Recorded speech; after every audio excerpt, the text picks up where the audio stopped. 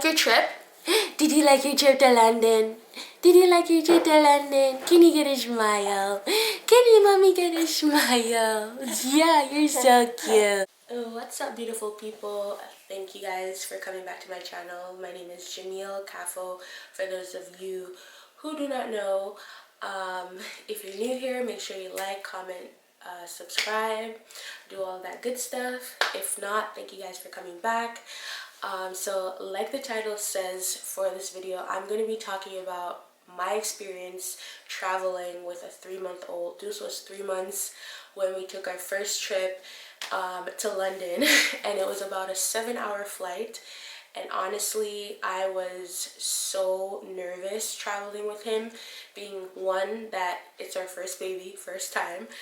Second, he's just 3 months, he's so young. And like third, I didn't know what to expect. So I was super anxious leading up to that point. But shout out to my friend Duvet. If you're watching this, shout out to you. She was super helpful. She made me a checklist of all the things that I needed to make sure I brought on the trip. Yes, of course, I did leave a few things, but that's what I'm going to be talking about in this video. My tips. I'm also going to include a PDF version of the checklist that she made me. In case you're traveling with your young one, you can take a look at it and check off some stuff. Yeah, so I'm super excited to share with you guys my experience, and I hope you guys stay to the end. Let me know your experience if you're a mom and you've been traveling with kids or a child, and how it went. I know for myself and Julian, like, we're super big on traveling, and we want to make sure our son or kids, future kids, they are travelers as well, and they know life outside of Canada or outside of Jamaica or Cameroon, where we're from.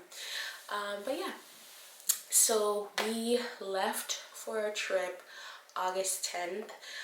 That time Deuce was about 3 months. He was going on 4 months, September 6th.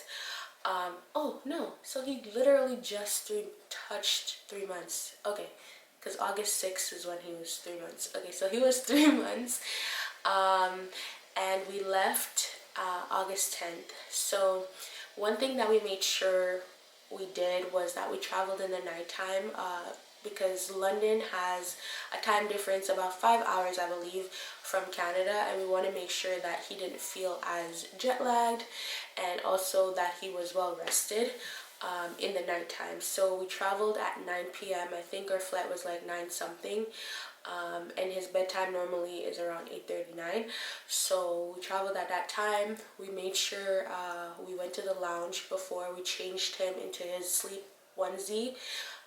And we also gave him a bottle. We saved a little bit of that bottle for takeoff, because all the videos that we watched told us that it was soothing for them to have either a pacifier or some milk while they're taking off, that way their ears aren't popping. So we did that. But really and truly, our son is an OG. Like, he literally is so chill. So even while we were at the lounge, he was sleeping. By the time we got on the plane, he was still sleeping. He slept almost the full 7 hours. He woke up around like for the last hour. He woke up for the last hour, and he was like calm. We just changed him on the plane. We changed his diaper and put him back into, I think we put him into a onesie. And yeah, he was chilling. Gave him some more milk, and he was good to go. One of the things that I wanted to include in this video is just traveling with milk. So at the time I was doing breastfeeding. I was fully breastfeeding Deuce, so I had milk that I had pumped with me. So I brought it into his bottles. Like, I sectioned it out. I think I did like 2 bottles, sectioned it out, and I brought my breast pump on the plane with me so I could pump and then have some milk in case of anything. But I sectioned it into 2 bottles. I think it was about 4 ounces, and I was allowed to go through security with those 4 ounces. They have this thing where they just put the milk in a machine to read, like, if it's good milk or if it's mixed with any drugs or something. I don't really know the technical things behind the scenes, but we were allowed to bring our breast milk in, so that was good. But yeah, we fed him on the plane, changed him, and put him in our carrier. So that's another thing. We also brought a carrier with us, and that's where he slept for most of the time. And then we put him back in the carrier after he woke up and just had him relaxing in there. And then when we got off the plane, we were able to get our stroller. We were able to get our stroller because we didn't check it at the desk. We checked it at the gate. So they brought it out for us at the gate when we got off, and we had it to push it through security again, and when we were getting our luggage and everything. So yeah, so that's what we did. Coming back as well was pretty smooth. He again slept, like, honestly, I don't know if Deuce is just the outlier, but he was so calm. I think that one tip that I would give parents that are traveling, or something specific that I would give parents that are traveling with a baby, is to know your baby and know like their temperament. Because I know, like, for Deuce, he's super chill, and I know what I can get away with and what I can't, and I know how he operates. So like, as long as you know your person, your little person, you should be fine. It's not as bad as it seems. I know I've been on planes before as a single person with like kids screaming in the background. Like, if you know your child is like claustrophobic, or he needs to have like room to walk up and down, like, what you have to do is just make sure you get enough space. You walk through the aisles if you have to. Like, just keeping them preoccupied and calm, I feel like that would help. But again, to each their own. Know your child, and I feel like you will do the best thing for your child. But yeah, so he was super calm coming back as well. The jet lag wasn't as bad coming back. He was actually like still on his same routine of sleeping. It was a little off, maybe by an hour or two, but not something that was totally out of the norm for us. We were able to work with it. I don't know if I'm ranting. I hope I'm making sense with this video.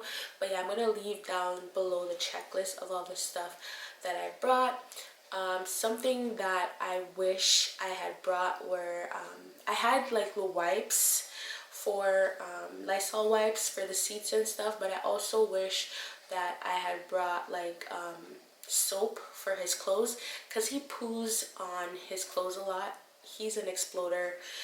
We sized up on the diapers, we've tried everything, and he still explodes out of them and messes up his clothes. So I wish I had brought some soap with us. Yes, you can buy those things there, but it's nice to have like on hand. You don't have to go out and get something. So yeah, I wish I brought a soap. I also didn't bring a bottle cleaner. I wish I had brought a bottle cleaner as well, the bottle brush. Those are the only two things that I think weren't on the checklist that I wish were on the checklist. When I say soap, like washing soap, I also mean like for his wet stuff as well, like some Oxy or something like that. I wish I had brought like a little Ziplocker bag of it, just so that I could have to like really get those stains out. Because if you're a parent, you know those poops, they be staining the clothes. Like, if you don't wash them out quick, it will be in there for decades to come. But yeah, I think that's all. Let me know if you have any other questions. Drop them down in the description box below, and or the comment box, sorry, below, and I'll be sure to answer. But yeah, it was overall a great experience traveling with him. I don't regret it. I wish and I hope in the future we will get to do more traveling as a family. It's nice to be in new environments with the baby as well. Sometimes, you'll feel like, oh, I'm taking him out of his comfort zone. Oh, he's not used to this place. But babies are so adaptable at that stage, especially 3 months. Like, they literally just eat, sleep, and poo. You can do whatever you want and still feel like, like they're living their best life. All they do is eat, sleep, and poo. But again, to each their own. Everybody has their own thing that they do with their kids, want to do with their kids. but I would recommend traveling with them while they're young and while it's still semi-free to travel with them.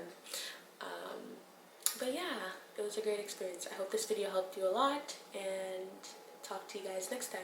Bye. Okay, so I realized that I finished filming, but I forgot to tell you guys another tip is if you're traveling and you have someone beside you and it's not a full flight, you can request or ask the person beside you how they feel about switching to another seat so that you can have like the full row to yourself with the baby, because that's what happened with us on our way there.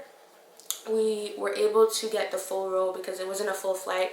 The lady switched over and just was able to... ask the flight attendant. Pardon?